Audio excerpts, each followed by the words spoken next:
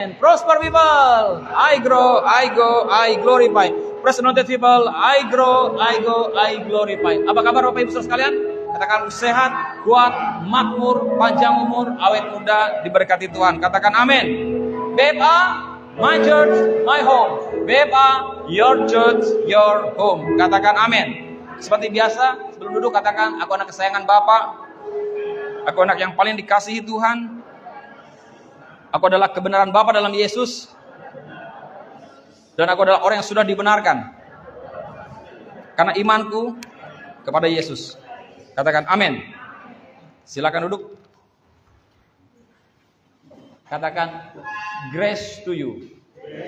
Samping kiri kananmu, lihat mereka. Katakan grace to you. Grace to you. Ya, amin. Ya, Bapak Ibu Saudara sekalian, tadi pagi saya bagikan firman Tuhan 2 topik, ya, firman tuntunan, ya, bagaimana tentang Simson menghadapi suatu ancaman kesulitan dalam hidupannya, bukan kesulitan sih sebetulnya, tetapi itu semacam sebuah tantangan karena ada singa yang menghadang mereka, yang menyerang mereka. Lalu tiba-tiba roh Tuhan menguasai Simson. Dan dia pun menghancurkan, mencabik-cabik singa itu seperti anak kambing. Dia mencabiknya. Ya, kalau kita pasti takut, lari tunggang langgang.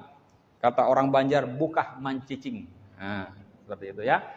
Bapak Ibu, pasti kita akan lari, tapi Simson tidak. Dia kalahkan itu. Singa menggambarkan tentang suatu tantangan, singa menggambarkan suatu ancaman. Tetapi lucunya Bapak Ibu, saudara sekalian, ketika Simson dalam perjalanan, dia mau menikah, mendatangi seorang perempuan yang dicintainya. Ceritanya dalam Hakim-Hakim 14, kita tidak perlu buka di situ. Tidak perlu buka, saudara dengarkan saya saja.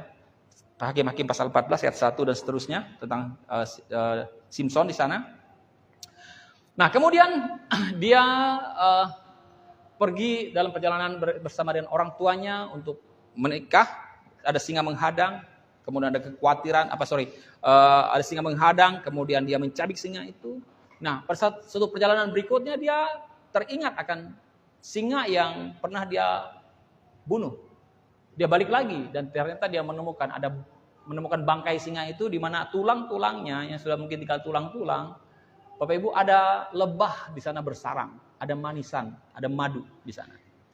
Apa maknanya? Maknanya adalah singa yang tadinya menjadi tantangan, tetapi justru singa itu selanjutnya menjadi sebuah kebaikan bagi Simson. Dia mengambil madu itu, ya, dia membagikannya kepada mereka, lalu mereka bisa makan madu itu dan menjadi manis, ya. Jadi seperti itu juga. Jadi jika saudara memiliki tantangan dalam hidupanmu, ya, hambatan, ancaman atau apapun peristiwa keadaan dalam hidupanmu, entah itu masalah keuangan, entah itu masalah kesehatan dalam hidupanmu, tenang, dengar baik-baik. Dengar baik-baik Bapak Ibu sekalian. Hal itu bukanlah sebuah ancaman dan tantangan. Hal itu akan Tuhan ubah menjadi kebaikan bagi hidupmu. Akan menjadi manis, ya. Akan menjadi sebuah kesaksian. Seperti lagu, biarlah manis kau dengar Tuhan, manis kau dengar. Tidak hanya Tuhan yang manis mendengar, tetapi orang lain juga akan manis mendengar tentang kesaksian hidupmu, bagaimana Tuhan telah menolong engkau. Katakan amin.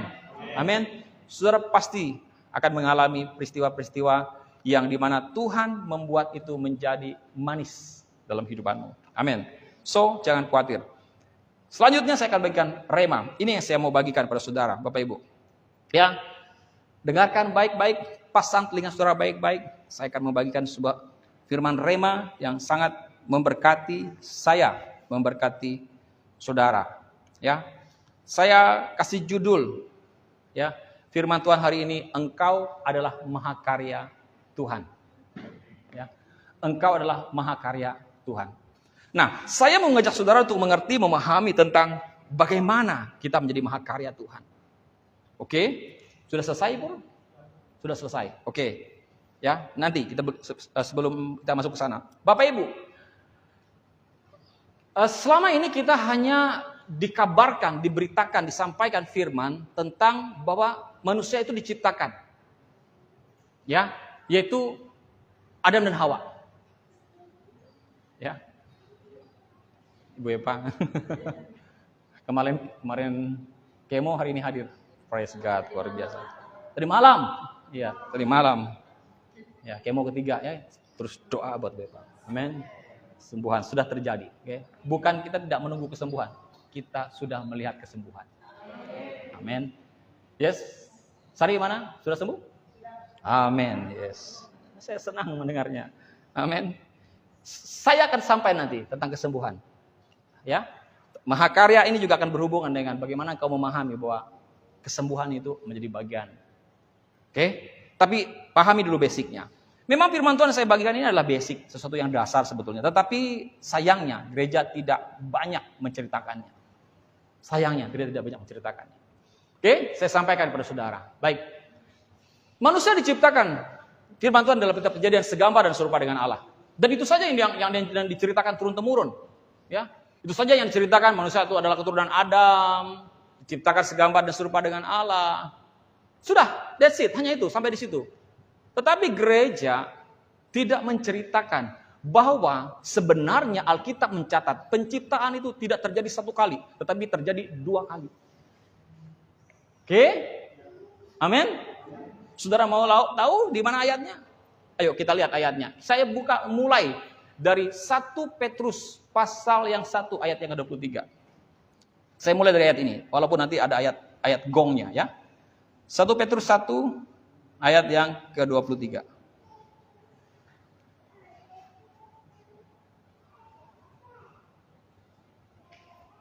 Oke, sudah?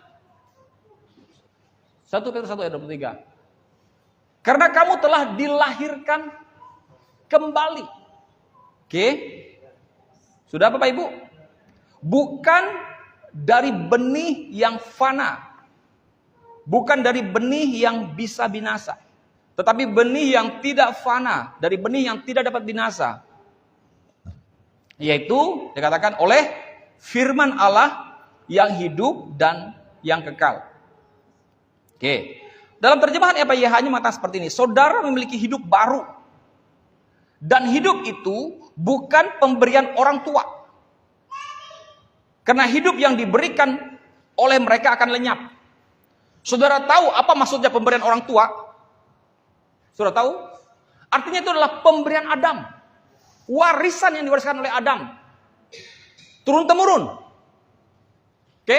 Setelah Adam lahir Set, kemudian Kain dan Habel, nggak ada cerita lagi, ya. Habel udah mati, Kain udah lain cerita, Set lah yang melanjutkannya berikut keturunan kita. Sampai mati semuanya, tinggal Nuh dan ketiga anaknya, Sem, Ham dan Yafet. Dan turun-temurun sampai hari ini. Nah makanya dikatakan EPYH-nya mengatakan seperti ini, saudara memiliki hidup baru dan hidup itu bukan pemberian orang tua. Karena hidup yang diberikan oleh mereka akan lenyap. Hidup yang baru ini kekal. Hidup yang baru ini kekal karena berasal dari Kristus. Firman Allah yang abadi kepada manusia. Katakan amin. Jadi Bapak Ibu Saudara sekalian, saudara lihat bahwa ada ciptaan yang baru. Dikatakan firman Tuhan mengatakan engkau lahir baru, engkau dilahirkan kembali. Artinya diciptakan kembali. 2 Korintus 5 ayat 17 menjelaskan, sangat jelas. Dikatakan bahwa engkau adalah new creation. 2 Korintus 5 ayat yang ke-17. Sama-sama kita baca. Sudah dapat? 1, 2, 3. Jadi siapa yang ada dalam Kristus, ia adalah ciptaan baru. Yang lama sudah berlalu, sesungguhnya yang baru sudah datang. Katakan amin. Jadi hari ini saya mau memberikan kabar baik bagi saudara bahwa penciptaan itu tidak terjadi satu kali, tetapi terjadi 2 kali. Penciptaan yang pertama adalah diciptakan Adam. Dan penciptaan yang kedua adalah penciptaan manusia roh yang ada dalam diri saudara dan saya. Di mana engkau, di mana firman Tuhan mengatakan, engkau sebagai ciptaan baru ketika engkau berada dalam Kristus Yesus. Siapa yang ada dalam Kristus, dia adalah new creation. Ia menjadi orang yang hatinya sama sekali baru, yang hidupnya sama sekali baru, yang lama sudah berlalu, sesungguhnya yang baru telah datang. Oke? Nah, jadi Bapak Ibu Saudara sekalian, arti pengertian daripada ciptaan baru di situ adalah sesuatu yang tidak pernah ada sebelumnya. Seperti new species. Spesies yang tiba-tiba ada, tidak ada sebelumnya. Ya. Tiba-tiba dia ada dan muncul dan ini betul-betul baru. Dan keberadaannya baru. Kenapa? Karena dia diciptakan, yang pertama diciptakan segambar dan serupa dengan Allah. Yang kedua diciptakan seperti anaknya, Yesus. Diciptakan di dalam diri Yesus. Coba perhatikan. Di siapa yang ada di dalam Kristus. Saudara ada di dalam Kristus. Engkau menjadi ciptaan baru. Alasannya, kenapa engkau dan saya menjadi ciptaan baru? Kenapa dia menjadi sesuatu yang baru? Karena keberadaan diri saudara dan saya tidak sama dengan keberadaan Adam. Dan perlakuan Tuhan, keberadaan Tuhan pun tidak sama ketika dia ada dalam diri Adam dan ada dalam diri saudara dan saya. Oke? Nah, apa yang disebut dengan ciptaan baru? Bagaimana Tuhan menggambarkan ciptaan baru ini, maksud saya? Kita buka ayatnya dalam Efesus pasal yang kedua ayat 10. Ini dia. Bagaimana Tuhan menyebut ciptaan baru ini? Ciptaan baru ini, saya sebut tadi adalah spesies baru. Sesuatu yang tidak pernah ada sebelumnya. Nah, ini dia. Efesus 2 ayat yang ke-10. Sudah lihat? Sudah lihat? Ya. Mari kita baca. 1, 2. Karena kita ini buatan Allah, diciptakan dalam Kristus Yesus untuk melakukan pekerjaan baik yang dipersiapkan Allah sebelumnya. Ia mau supaya kita hidup di dalamnya. Perhatikan, yang dipersiapkan Allah sebelumnya. Jadi sewaktu manusia jatuh dalam dosa, sewaktu Adam jatuh dalam dosa, Allah sudah mempersiapkan berikutnya. Allah mempersiapkan suatu ciptaan baru yang berikutnya. Yaitu siapa? Saudara dan saya. Amin. Penciptaannya berbeda. Caranya berbeda. Saudara akan saya kasih tahu nanti. Saya sampai ke sana. Tetapi saya mau mengajak saudara untuk memahami bahwa penciptaan yang terjadi, ciptaan yang kedua yang terjadi, itu sudah dipersiapkan Allah. Sudah direncanakan Tuhan. Dan bahkan dalam kitab Hagai mengatakan bahwa kemuliaan ciptaan yang berikutnya itu melebihi kemegahannya daripada kemegahan yang sebelumnya. Makanya firman Tuhan mengatakan 2 Korintus 5 ayat 17, yang lama sudah berlalu. Artinya apa? Adam sudah berlalu. Yang baru sudah datang, apa? Yesus Kristus. Adam yang kedua. Dan saudara lihat bahwa Christ in you, Kristus adalah dalam dirimu. Itu yang menjadikan engkau sebagai ciptaan yang baru. Yang berbeda dengan Adam. Jadi kalau orang tanya, apakah engkau keturunan Adam? Tidak. Engkau keturunan siapa? Yesus. Good. Amin. Saya suka. Ya. Kita ini memang harus harus out the box, harus keluar dari cara-cara kita yang lama, berpikir yang lama. Ya. Kita harus keluar untuk melihat bagaimana siapa diri kita sesungguhnya. Amin. Saudara bersyukur Bapak Ibu, ada dalam gereja ini saudara mengerti, memahami perbuatan Tuhan dalam kehidupan saudara dan saya. Amin. Dan hari ini saya mau mengajak saudara untuk memahaminya. Nah, kata buatan Allah dalam ayat yang ke-10 Efesus 2 ini dikatakan, karena kita ini buatan Allah. Kata buatan itu adalah dalam bahasa Yunaninya adalah, mana diapur? Silakan dibuka.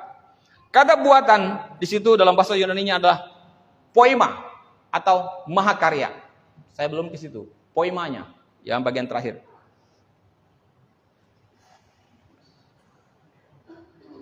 Sudah? Belum?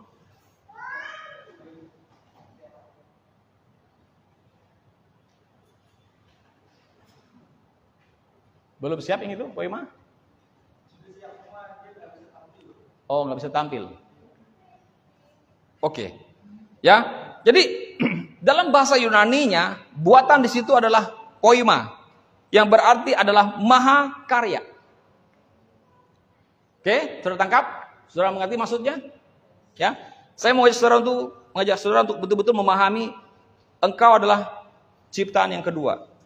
Ciptaan yang pertama Adam dengan berbagai cerita kegagalannya, Dan ciptaan yang kedua adalah Yesus Kristus yang tinggal dalam dirimu. Dan engkau sebagai ciptaan yang baru itu ketika engkau ada dalam Yesus. Ketika Yesus ada dalam dirimu. Saya sudah bagikan firman Tuhan tentang Yesus di dalammu dan engkau dalam Yesus. Oke? Dan itu yang membuat engkau menjadi ciptaan baru, new creation.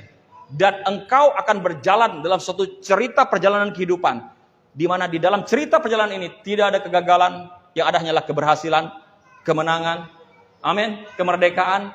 Kok gak ada amin nih? Amin. Saudara nggak berantusias untuk mendengar engkau menang, engkau tidak gagal. Halo. Cerita berikutnya engkau menang. Engkau tidak yakin ya? Yakin atau tidak? Bahwa cerita perjalanan kehidupan manusia baru yang kedua adalah penuh dengan kemenangan, keberhasilan. Amin. Hidup dalam sehat dan panjang umur. Amin. Amin. Kita deklarasikan, kita imani, kalaupun suatu saat kita meninggal bukan karena sakit. Amin. Karena sakit penyakit itu bukan sesuatu yang Tuhan ciptakan buat kehidupan kita. Oke? Itu adalah dampak daripada dosa. Nanti sampai ke situ, ya. Nanti saya sampai situ. Sudah? Poema? Belum sampai. Kalau nggak bisa muncul poema, kasih yang lain aja. Mahakarya Tuhan. Munculkan mahakarya Tuhan. Ya, mahakarya Tuhan munculkan. Tadi sudah muncul. Nah, apa arti mahakarya Tuhan? Tadi sudah muncul. Ayo lihat.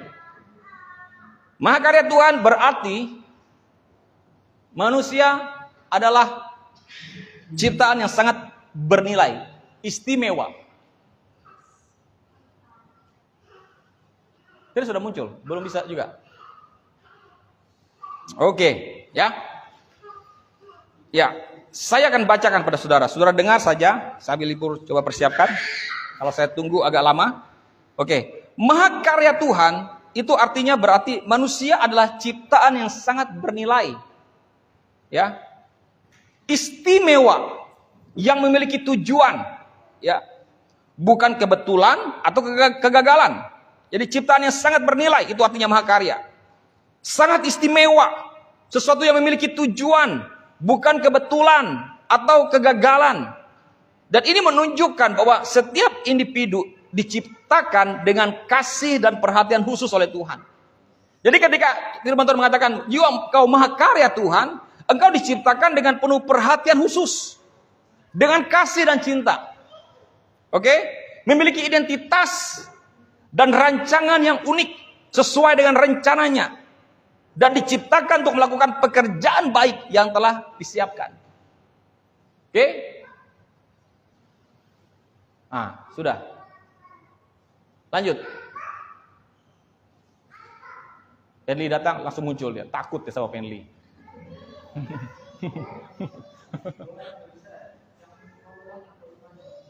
Oke, ya. Ciptakan untuk melakukan pekerjaan baik yang telah disiapkan. Lanjut.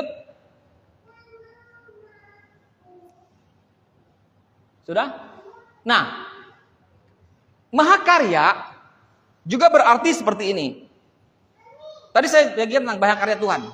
Saya juga bagian mahakarya berarti apa? Karya terhebat. Ya, mahakarya berarti karya terhebat atau penciptaan yang dibuat dengan keahlian dan kreativitas luar biasa. Ya, sering dianggap sebagai karya paling penting dalam karir seseorang atau puncak dari pencapaian dalam suatu bidang. Istilah ini juga bisa merujuk pada karya yang sangat dihormati dalam berbagai bidang seni seperti sastra, musik, lukisan, dan arsitektur. Nah, itu arti kata mahakarya. Jadi mahakarya itu berbicara juga karya agung, karya yang terbesar, ya, the great creation, ciptaan yang agung. Artinya apa? Mahakarya itu berasal dari bahasa Latin, yaitu magnum opus. Ya, magnum opus, yang berarti apa? Karya agung.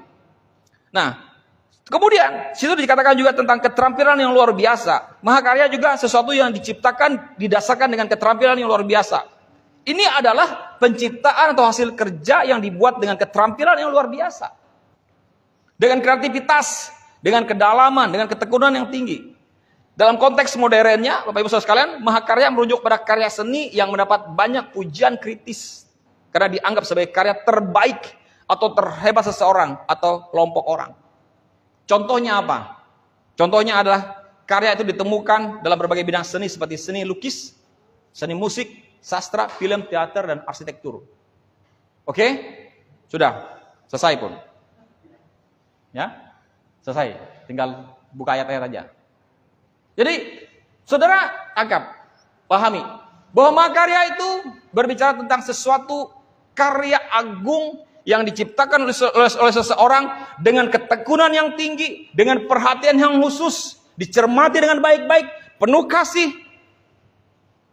Dan dia tidak dan suatu mahakarya itu tidak diciptakan dengan suatu keadaan yang sembarangan. Saya punya om yang lukisan di ruangan itu. Ya, itu ada 2 lukisan, saya beli dari om saya. Dia seorang master lukis, lulusan ISI Yogyakarta. Saya tanya dia, om gimana kalau lukis ini? Selesai 1 kali kerja? Nggak bisa katanya. Nggak bisa 1 kali kerja, lama ini ngerjain. Gimana? Ya harus dalam keadaan hati yang ini, yang benar-benar, kalau bisa dikatakan itu, dalam bahasa saya itu benar-benar bersih. Nggak ada pikiran, nggak ada, pokoknya kamu nggak boleh ngelukis itu dalam keadaan yang kacau pikiranmu, nggak bisa. Harus betul-betul dalam keadaan yang fit hati dan pikiran. Itu katanya itu kayak semacam ada pewahyuan tiba-tiba muncul dan bergerak mulai lukis. Seperti itu. Makanya lukisan-lukisan om itu dihasilkan dari mimpinya, dari pewahyuannya, dari doanya dengan Tuhan. Ya, itu semacam banyak sekarang lukisan-lukisan itu ada kayak seperti burung merpati yang seperti burung merpati itulah, pokoknya seperti itu. Rata-rata lukisannya seperti itu. Ya. Dan itu gak bisa lukis sekali lukis. Itu berhari-hari dia melukisnya. Dalam keadaan hati yang tenang, ya, penuh perhatian khusus dan tidak boleh diganggu. Oke? Nah, oke Bapak Ibu. Amin. Nah, karena saudara mahakarya diciptakan oleh Tuhan dengan penuh perhatian khusus, dengan penuh kasih, ya. Kemudian dengan ketekunan yang tinggi Tuhan melakukannya, oke, amin. Dan dibuat dengan keahlian yang kreativitas yang luar biasa, dengan suatu tujuan yang sangat bernilai, hasilnya bernilai. Dan ingat baik-baik, jikalau mahakarya itu saudara campurkan, saudara tambahkan dengan lukisan coretan tanganmu, maka dia menjadi mahakarya yang rusak. Oke? Gak bisa. Dia nggak boleh dicampur dengan lukisanmu, dengan catatanmu, dengan tulisanmu. Dia akan menjadi rusak. Dengan goresan tanganmu, dia tidak akan menjadi murni lagi. Ya kan? Yang dicari orang kalau lukisan itu apa? Kemurniannya, keasliannya. Kalau sudah tidak asli, maka dia tidak akan ada nilainya. Betul? Ada sih nilainya, tapi bukan nilai yang mahal. Oke? Nah, pertanyaan saya, bagaimanakah cara manusia selama ini seringkali telah merusak mahakarya itu? Bagaimana caranya? Cara manusia merusak mahakarya Tuhan dengan mencampurkan karya itu dengan karya manusia itu sendiri. Yaitu apa? Berusaha berpikir mereka melakukan perbuatan baik untuk mencapai keselamatan yang mereka dapatkan. Saudara tahu, saya mau kasih tahu kepada saudara, apa tujuan daripada mahakarya itu? Adalah saudara menjadi orang yang dibenarkan. Amin. Ketika Tuhan menciptakan saudara sebagai mahakarya, saudara menjadi manusia yang dibenarkan. Saudara dikuduskan, saudara diselamatkan. Amin. Itulah mahakarya Tuhan. Bagaimana bentuknya? Bentuk dari mahakarya itu, saudara dan saya, bagaimana? Dengan cara apa? Dia menyelamatkan saudara. Dia menebus saudara, dia membenarkan saudara, dia menguduskan saudara, dia memberkati hidupmu. Dan ingat baik-baik, semuanya itu terjadi karena Tuhan, hanya karena mahakaryanya, ciptaannya, dia yang buat. Makanya itu akan menjadi rusak jika engkau menambahkan dengan usaha dan upayamu. Saudara mengerti maksud saya?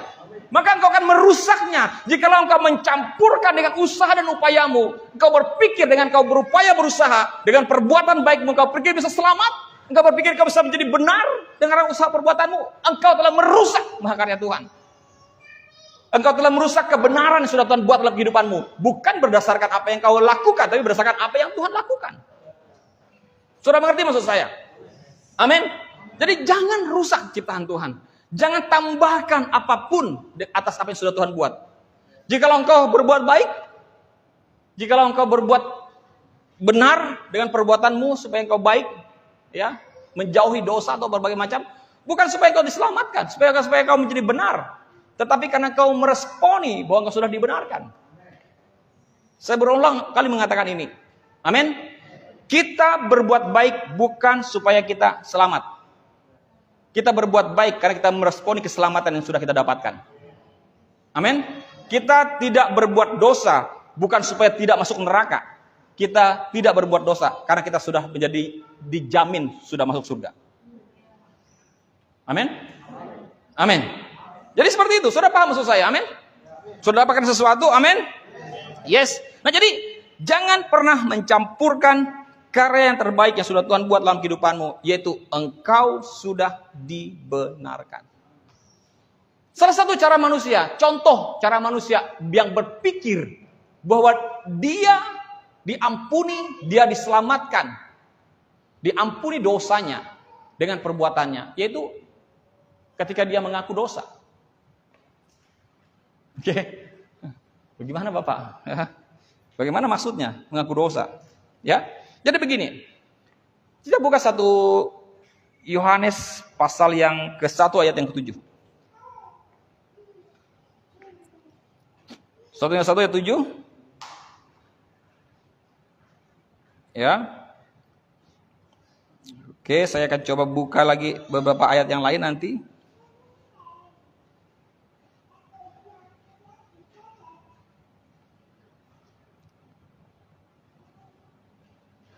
Sudah dapat? Amin. Ya.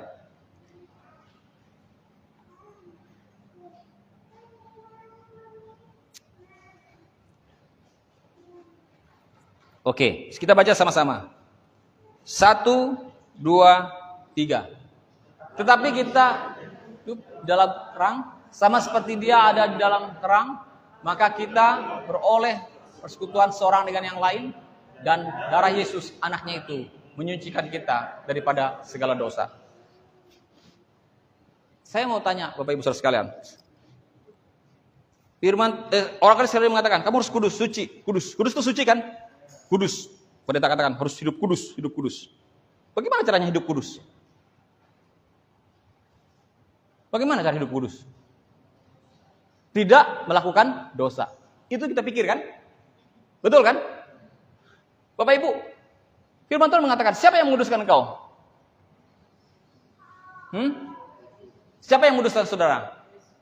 Yesus anaknya itu menguduskan kita daripada segala dosa.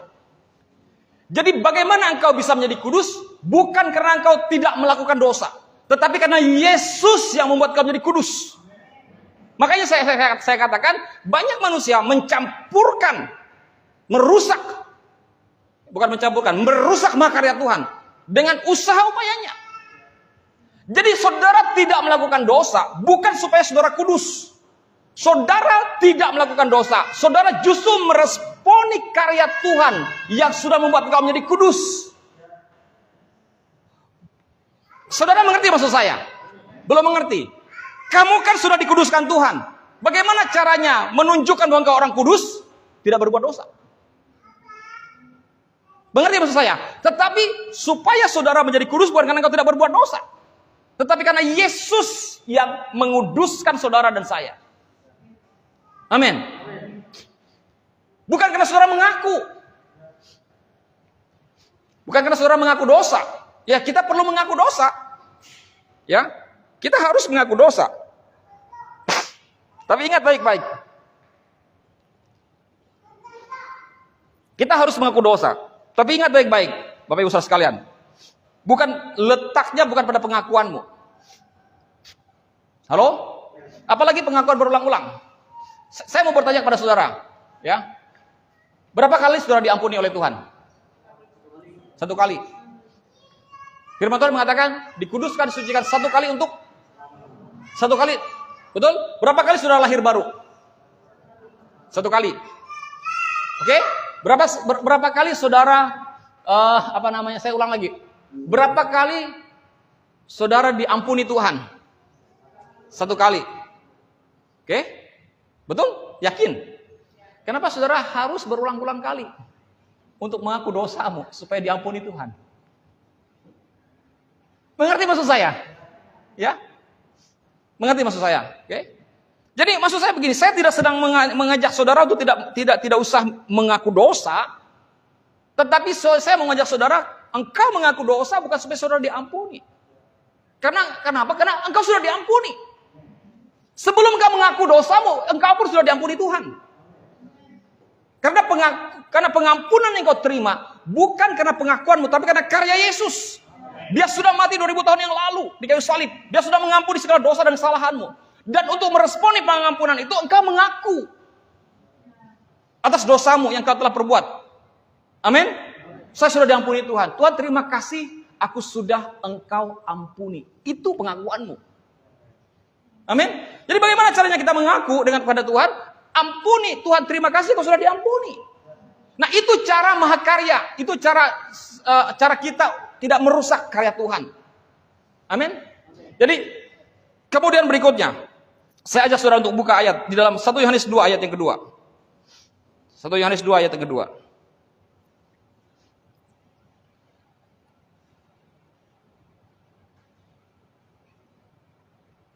Dan ia adalah pendamaian untuk segala dosa kita. Dan bukan untuk dosa kita saja, tapi juga untuk dosa seluruh dunia. Coba saudara perhatikan, siapa yang mendamaikan kita dari dosa? Siapa? Yesus. Amin. Jadi dosamu diampuni oleh karena apa? Oleh siapa? Oleh Yesus. Betul. Ya. Tapi kan Pak, kita kan juga harus mengakui supaya Yesus mengampuni kita. Kita juga berpikir seperti itu kan? Mungkin seperti itu. Ingat baik-baik. Coba kita lihat dari ayat yang lain. Di dalam Ibrani 9 ayat 22. Ibrani 9 ayat 22.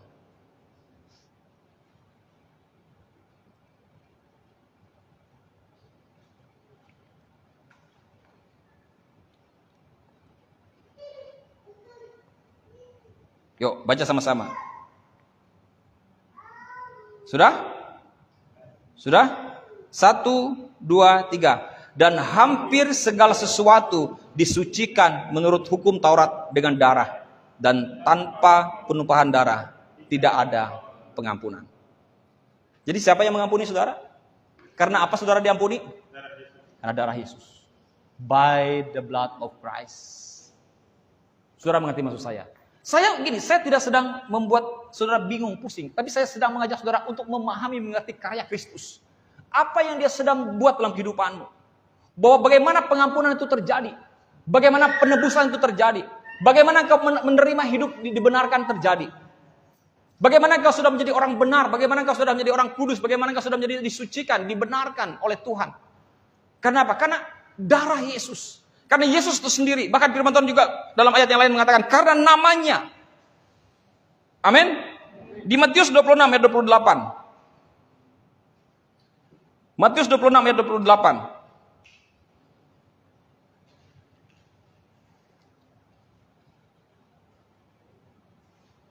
Oke?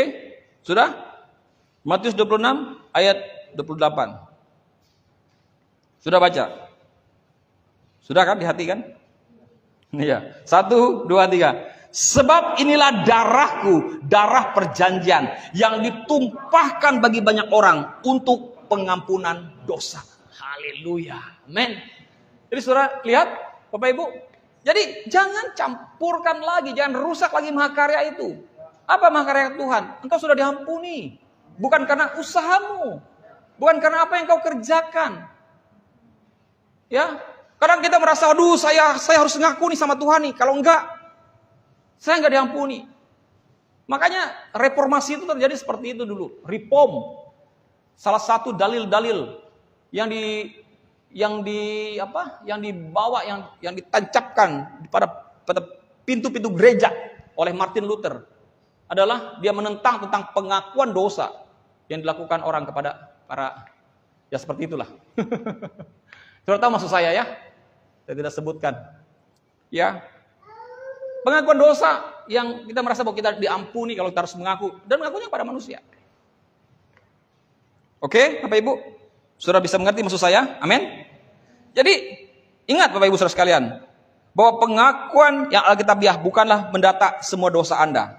Pengakuan yang benar adalah respon positif atas apa yang telah Tuhan kerjakan. Pengakuan adalah memverbalkan iman. Ya, memperkatakan iman itulah pengakuan. Ya, pengakuan berkata-kata. Pengakuan adalah berkata-kata bahwa terima kasih Tuhan bahwa aku sudah diampuni. Terima kasih Tuhan, aku sudah ditebus. Amin. Terima kasih Tuhan, Engkau sudah menolong aku. Itu pengakuan yang seharusnya kita ucapkan. Jadi jangan campurkan mahakarya Tuhan lagi dengan segala sesuatu yang harus engkau lakukan untuk A, B, C. Supaya engkau diselamatkan. Saya selalu berulang-ulang mengatakan, saya tidak sedang mengajak saudara untuk tidak boleh mengaku. Saya sedang tidak mengajak saudara untuk tidak boleh berbuat baik. Tidak. Sekarang lakukan semuanya dengan baik dan benar, tapi dengan satu tujuan pengertian yang sudah berbeda daripada sebelumnya. Katakan amin. Amin. Jangan berusaha untuk menambahkan karya Tuhan dengan perbuatan baikmu. Engkau berbuat baik karena engkau sudah diciptakan sebagai ciptaan yang baru. Katakan amin. Amin. Nah, oke, Bapak Ibu, kita mau lihat tadi bahwa dikatakan dalam Yohanes 2 ayat 2 tadi dikatakan apa tadi? 1 Yohanes 2 ayat 2. 1 Yohanes 2 ayat yang kedua. Dan ia adalah pendamaian untuk segala dosa kita. Dan bukan untuk dosa kita saja, tetapi juga untuk dosa seluruh dunia. Jadi Yesus Kristus, ini saya sampai kepada bagian tentang sakit penyakit.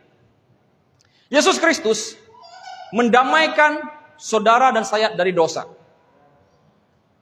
Oke, problem manusia ini adalah dosa. Saudara sepakat dengan saya?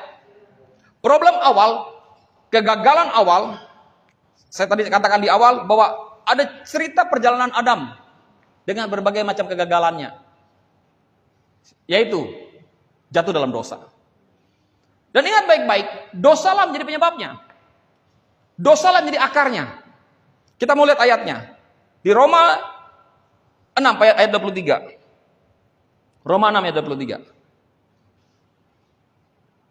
Yesus sudah mendamaikan dosa dunia. Ya. Yesus sudah mengampuni segala dosa dan pelanggaranmu. Roma 6 ayat yang ke-23. Kita baca sama-sama. 1, 2, 3. Sebab upah dosa ialah maut, tetapi karunia Allah ialah hidup yang kekal dalam Kristus Yesus Tuhan kita. Katakan amin. Sebab upah dosa ialah maut. Jadi maut terjadi oleh karena apa? Saya ulang. Jadi maut terjadi oleh karena apa? Dosa. Oke. Bahasa lain dari maut apa? Kematian. Oke, good, pintar. Dikit ambil nanti sepeda ya. Di rumah. Ya. Paling cepat dia matian katanya kan. Karena suara dia yang paling duluan saya dengar kan. Ya, berarti maut adalah kematian. Oke? Sepakat ya? Maut adalah kematian. Yuk kita lihat Roma 5 ayat 12. Roma 5 ayat 12.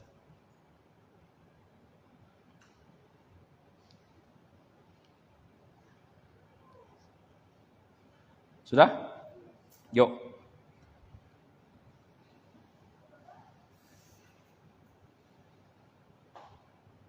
Satu, dua, tiga. Ketika Adam, sudah? Roma 5 ayat 12? Sudah baca? Roma 5 ayat yang saya baca EPYH, maaf.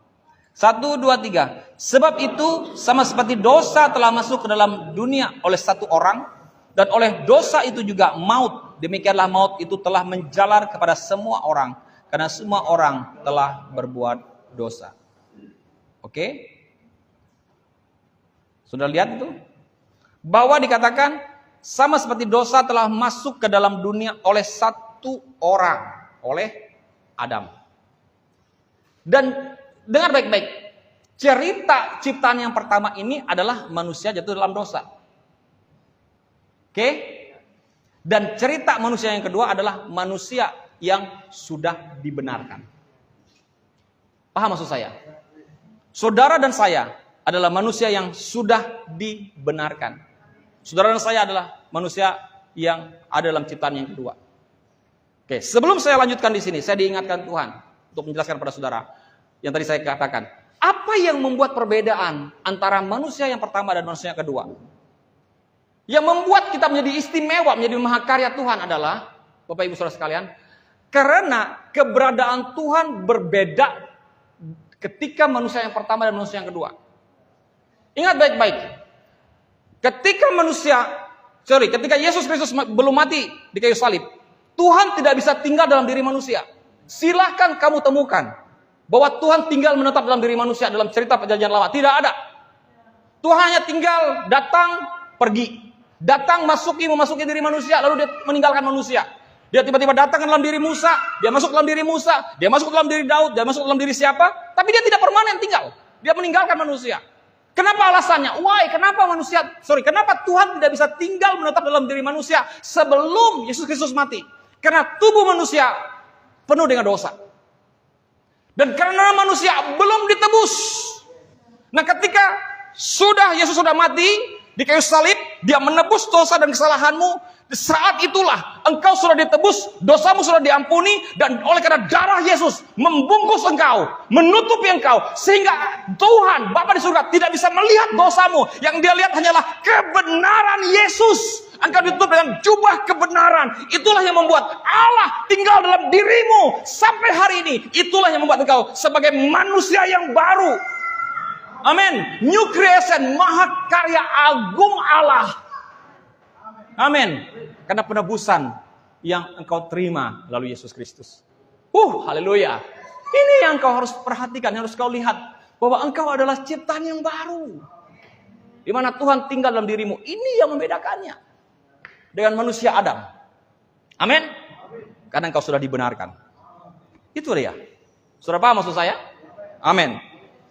Ya. Kita lanjutkan, Bapak Ibu Saudara sekalian. Jadi upah dosa adalah maut. Dan sebab itu sama seperti dosa telah masuk ke dalam dunia oleh satu orang, dan oleh dosa itu juga maut. Demikianlah maut itu telah menjalar kepada semua orang, karena semua orang telah berbuat dosa. Jadi apa yang menyebabkan maut? Dosa. Oke? Dan salah satu akibat daripada dosa adalah apa? Sakit, penyakit. Sudah tahu itu? Ya, saya sebetulnya ada ayat-ayat referensinya, tapi akan lama lagi kalau saya buka ayatnya. Karena firman Tuhan mengatakan, jika kau tidak melakukan ini baik-baik, tidak melakukan firman Tuhan ini dalam kitab Keluaran, dalam kitab Ulangan, maka penyakit ini akan menimpa kepadamu. Jadi jelas sekali akibat dosa, akibat ketidaktaatan manusia terhadap perintah Tuhan, maka sakit penyakit diberikan kepada mereka. Nah, waktu dimarah, suatu air yang pahit, Bapak Ibu Saudara sekalian, di situ mereka mau minum, tapi airnya pahit. Lalu Tuhan melemparkan kayu. Saudara tahu kayu melambangkan apa? Cross, salib. Dan air itu yang pahit menjadi manis, lalu mereka bisa meminumnya. Dan Tuhan berjanji saat itu. Dan di saat itulah Tuhan mengatakan, I am the healer. Aku adalah Allah penyembuh. Dan jika engkau melakukan firman-Ku, aku tidak akan menimpakan sakit penyakit apapun ke dalam kehidupanmu. Firman Tuhan mengatakan, Tuhan mendeklarasikan bahwa Dia adalah penyembuh. Tuhan mendeklarasikan bahwa Dia adalah Tuhan yang ingin menyembuhkan saudara dan saya. Saudara percaya bahwa Tuhan membenci dosa? Saudara percaya itu? Jikalau saudara percaya bahwa Tuhan membenci dosa, Tuhan juga membenci segala akibat-akibat dosa. Apa itu? Sakit penyakit. Jadi jangan pernah berpikir bahwa sakit penyakit itu dari Tuhan. Jangan pernah berpikir bahwa penyakit itu adalah rencana Tuhan. Jikalau penyakit itu adalah rencana Tuhan, saudara tidak boleh ke dokter. Ya, kalau saudara pergi ke dokter, berarti saudara sedang melawan rencana Tuhan. Saudara mengerti maksud saya? Halo? Betul kan? Saudara pergi ke dokter tujuannya apa? Tujuannya apa? Supaya apa? Supaya sembuh kan? Nah, berarti kalau saudara supaya sembuh, pergi ke dokter, berarti apa? Berarti saudara sedang melawan rencana Tuhan. Karena katanya rencana Tuhan, sakit penyakit. Tuhan membuat saya sakit, supaya lebih sabar, lebih tabah, lebih dewasa, lebih sempurna. Artinya apa? Saya berkali-kali mengatakan, Artinya apa? Kalau saudara mau sempurna, mau tabah, mau sabar, mau dewasa, terus hidup dalam sakit penyakit. Karena sakit penyakit membuat kita menjadi dewasa. Saudara mau? Nggak mau, makanya siapa yang mau? Artinya apa? Sepakat dengan saya, penyakit tidak berasal dari Tuhan. Amin? Tidak pernah berasal dari Tuhan. Apapun penyebabnya, entah itu oleh karena roh jahatkah, oleh karena kesalahanmu kah, oleh karena kegagalanmu dalam mengurus hidupmu, mengatur jam-jammu, mengatur makananmu, apapun penyebabnya sakit penyakit itu, dengar baik-baik, bukan dari Tuhan. Dan seperti Tuhan membenci dosa, demikian juga dia membenci penyakit itu. Seperti Tuhan ingin seperti Tuhan menebus dosa, demikian juga dia menyembuhkan penyakitmu. Amin. Dan itu kehendak Tuhan. Kesembuhan itu adalah kehendak Tuhan. Jikalau saudara perhatikan, dosa adalah akarnya. Dan saudara sudah dengar tadi bahwa Yesus Kristus sudah mengampuni dosamu. Artinya apa? Akarnya sudah dicabut. Amin. Akarnya sudah dicabut. Artinya kalau akarnya dicabut, bagaimana mungkin dia bisa berbuah? Tapi Pak, buktinya kan saya masih bisa sakit. Iya betul. Karena kamu tinggal dalam tubuh yang fana ini. Tetapi sepakat dengan saya bahwa kamu harus melawannya. Firman Tuhan katakan, lawanlah iblis, maka dia lari daripadamu. Lawanlah sakit penyakit. Saudara tahu dari mana sakit penyakit itu datang? Dari iblis. Daripada upah dosa tadi. Dosa itu terjadi karena apa? Karena iblis kan. Menggoda manusia kan. Betul? Betul? Iblis menggoda manusia. Manusia jatuh dalam dosa. Akibat dosa adalah sakit penyakit, kemiskinan, kegagalan. Artinya apa? Semuanya itu berasal daripada cikal bakalnya iblis yang telah membuat manusia itu jatuh dalam dosa. Amin. Dan Tuhan mengambil alih. Dia telah menyelesaikan akar dosa.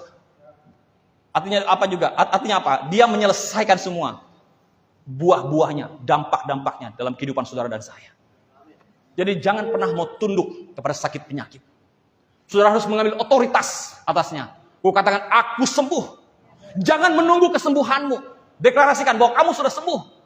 Jika engkau menunggu kesembuhanmu, seperti engkau ibaratkan menunggu maling keluar dari rumahmu.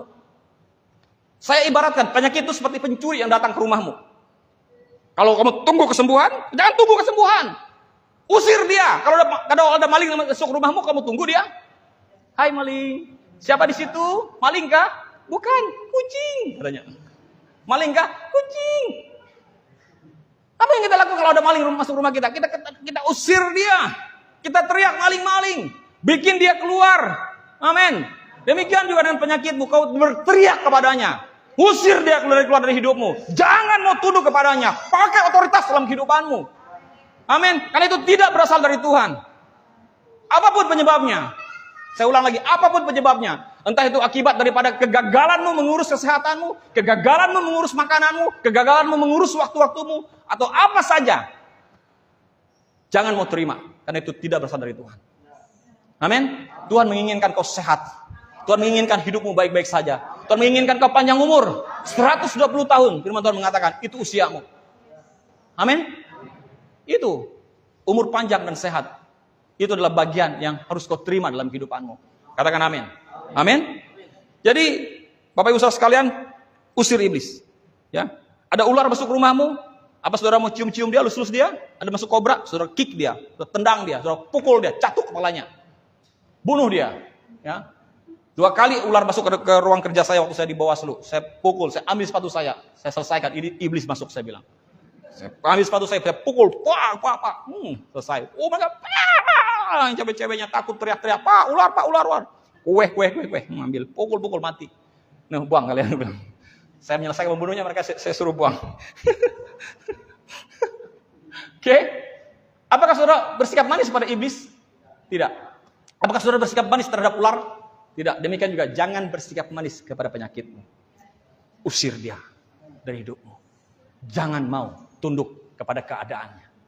Amin. Itu dia, Bapak Ibu. Kita baca Yesaya 53, kebenaran firman Tuhannya. Kita mau dengar apa yang Yesus Kristus sudah lakukan dalam nubuatan Yesaya 53. Ayat yang ke-4. Tetapi sesungguhnya, mana belum? Tetapi sesungguhnya penyakit kita lah yang ditanggungnya. Dan kesengsaraan kita yang dipikulnya. Padahal kita mengira dia kena tulah, dipukul dan ditindas salah. Apa yang ditanggungnya? Apa yang ditanggungnya? Penyakit kita. Tetapi penyakit kita lah yang ditanggungnya. Dan kesengsaraan kita yang dipikulnya. Sudah sengsara, firman Tuhan mengatakan sudah dipikul oleh Yesus. Oke, kita lihat ayat korelasinya di dalam Matius 8 ayat 17. Matius 8 ayat 17. Hal itu terjadi supaya genaplah firman yang disampaikan oleh Nabi Yesaya. Dialah yang memikul kelemahan kita dan menanggung penyakit kita. Amin. Oke, kita lihat lagi ayat 5. Tetapi dia tertikam oleh karena pemberontakan kita. Dia diremukan oleh karena kejahatan kita.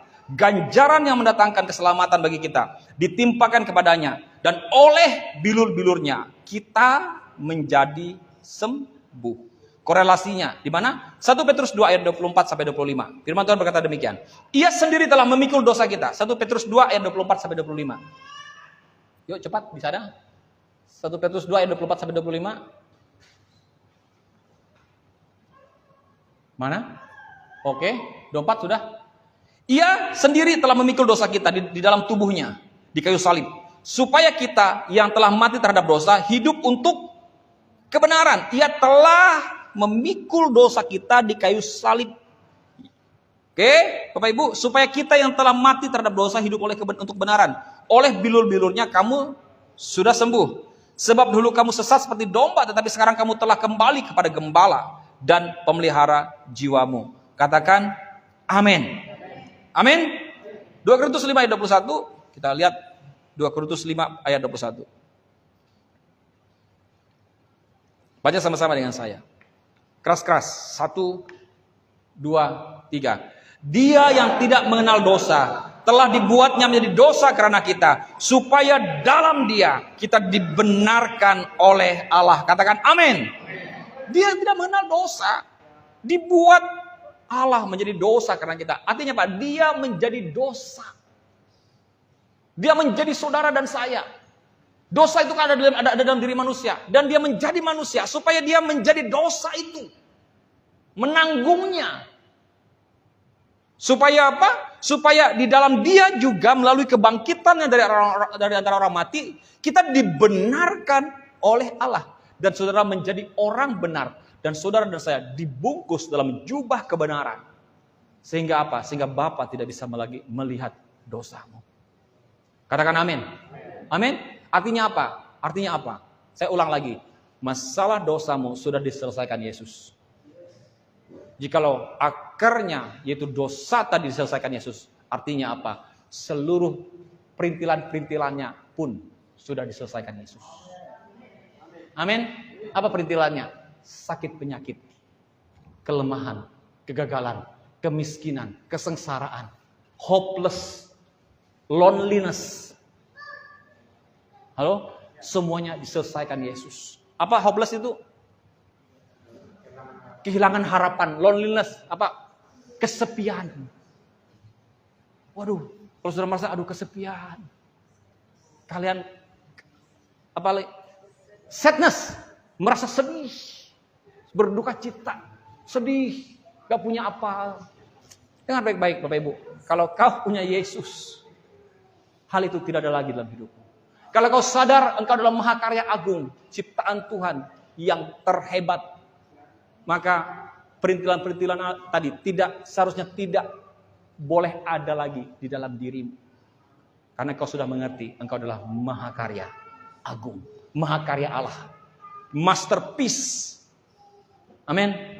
Yang diciptakan tidak lagi segambar dan serupa dengan Adam, tapi diciptakan seperti Yesus itu sendiri. Katakan amin. Sudah diberkati Tuhan? Amin.